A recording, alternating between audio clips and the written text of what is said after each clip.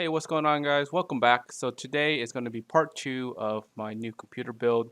So I really couldn't complete the build on the last couple weeks because I was waiting on a bend kit to come in to actually bend the hard tubing that I got for this build. So the second thing I've never done before with this build is hard tube bending. So I've done soft tube water cooling. It's pretty much a cut and you just kind of, plug it in and that's it.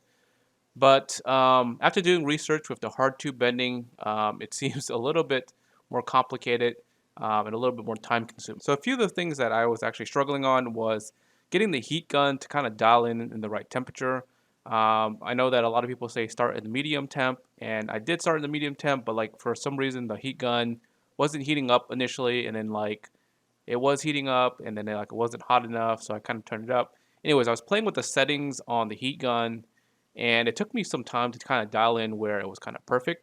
I had cases where I overheated the tube, and I had cases where I underheated the tube where I kind of got anxious and kind of tried to bend it a little bit too fast.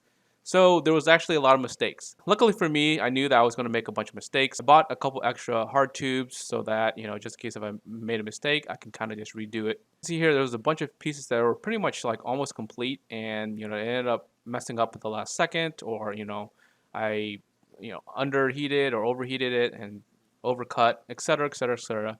And yeah, this is basically what happens when you do it for the first time. You're going to make a bunch of mistakes. Now, because it was my first time, it took me about 5 hours to do this whole bend, and it's not a lot of tubes that I'm bending, but like there was actually a lot of hard bends that required like multiple bends on one tube. The bends aren't perfectly straight on some of them, and for the most part, I'm actually pretty happy in terms of how it turned out.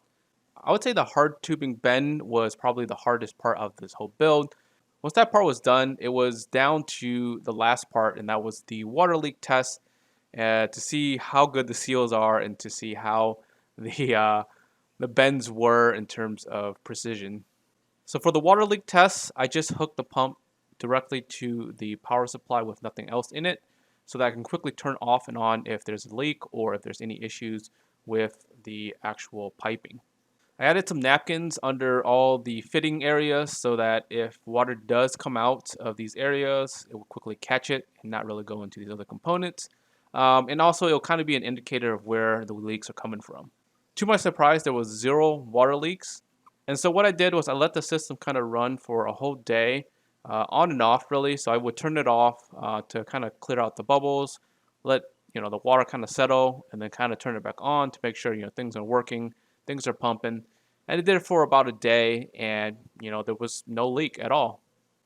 After running a day without any leaks, it was time to add the real color into the system. I went ahead and drained the system of as much water as possible, but I couldn't really get everything out without tearing everything apart. So I drained as much as I could, and obviously there was a little bit of water in the radiator section. Because the color that I'm going with is a solid color, I figure it's just going to mix in really well, and it will, you can't even tell once it's kind of mixed. So with the color, I decided to go with the EKWB solid purple. Looking at the color itself from, I guess, the website, it looked more of like a violet color. Seeing it in person, it almost looks like a magenta, kind of like a pink purple. And it looks pretty cool, to be honest, especially against the white case. The color really pops out. The purple is really different. You really don't see many purple builds, and I figured try to be a little bit different. So again, I ran the system for 24 hours with the color in the system. Again, I wanted to make sure that there was no leak. I was really paranoid just because obviously with this color it will stain the walls, it'll stain the ground, it'll stain stuff. So I wanted to make sure that if there was a leak, I can quickly clean it up in this area here where things could be stained and it's okay. Because the system is just all RGB with the kind of like purple pink color to it. It really reminded me of Goku when he goes Ultra Instinct, where it's just like all the colors of the rainbow, and it's kind of more of like a red, pink, purple color to it. And because of that, I decided to kind of theme this whole build as the Ultra Instinct build, or just the Goku Ultra Instinct build. Alright guys, I hope you guys enjoyed my build video here. I have all the parts linked in the description if you guys are interested in pretty much doing the exact same build as this system here. If you guys aren't subscribed yet, make sure you guys are subscribed. And like always, until next time, guys, peace.